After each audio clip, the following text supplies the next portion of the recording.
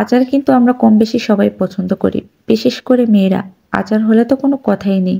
আচারের মধ্যে আবার চালতার আচারটা আমার একটু বেশিই পছন্দ। ছোটবেলায় ভাঙাড়িওয়ালারা ভ্যানে করে চালতার আচার নিয়ে আসতো। তাদের কাছ থেকে ভাঙাড়ি দিয়ে যে কত আচার খেয়েছি তার হিসেব নেই। তো আজকে কিন্তু আমি আপনাদের সাথে সেই চালতার আচার তৈরির রেসিপিটি শেয়ার করব।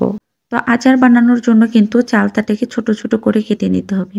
দেখতেই পাচ্ছেন আমি কিন্তু ভিতরে যে বীজটা ছিল সেটা ফেলে দিয়ে এভাবে করে ছোট ছোট করে চালতাগুলোকে কেটে নিয়েছি।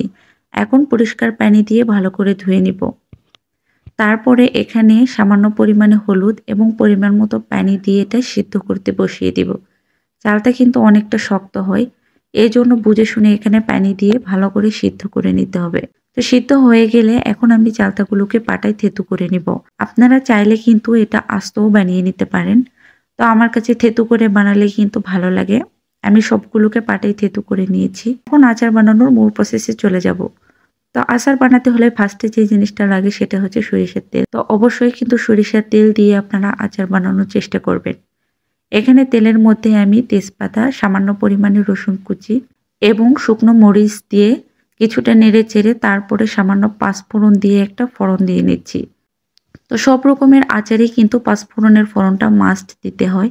এতে করে আচারের মধ্যে কিন্তু সুন্দর একটা স্মেল অ্যাড হয়ে যায়। তো এখন আমি আচারের মধ্যে মশলা দিয়ে দিব।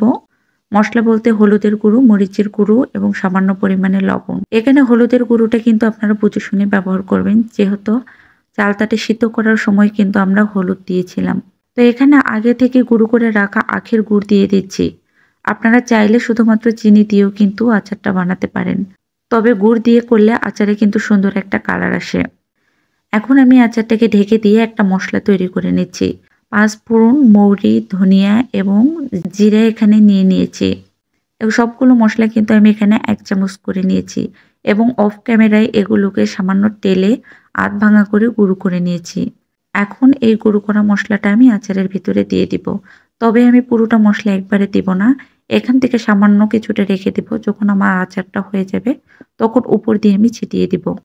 তো আচারের মধ্যে কিন্তু আমি সামান্য পরিমাণে ভিনেগার দিয়ে দিচ্ছি। আপনারাও ভিনেগার দেওয়ার চেষ্টা করবেন। ভিনেগার দিলে কিন্তু আচার অনেকদিন পর্যন্ত ভালো থাকে। যদিও আমি অল্প পরিমাণে বানাচ্ছি, এটা বেশি দিন থাকবে না, ২-১ দিনের মধ্যে শেষ হয়ে যাবে। তবুও আমি এখানে ভিনেগার দিয়ে দিলাম। এখন কিন্তু আচারটাকে অনবরত নাড়তে থাকতে হবে। তাছাড়া এটা কড়াইয়ের গায়ে লেগে যেতে পারে। যখন আচারটা কড়াই থেকে ছেড়ে আসবে এবং আচারের সুন্দর একটা কালার আসবে তখন বুঝবেন যে আচারটা হয়ে গিয়েছে। এখন উপর দিয়ে ওই যে রেখে দেওয়া বাকি মশলাটুকু দিয়ে দিলাম এবং এখানে ১ চামচ পরিমাণ চিলি ফ্লেক্সও দিলাম। তো এই তো রেডি হয়ে গেল আমার টক ঝাল মিষ্টি চালতার আচার। কার কাছে কেমন লেগেছে অবশ্যই কমেন্ট করে জানাবেন। তো আজকে এ পর্যন্তই। আল্লাহ হাফেজ।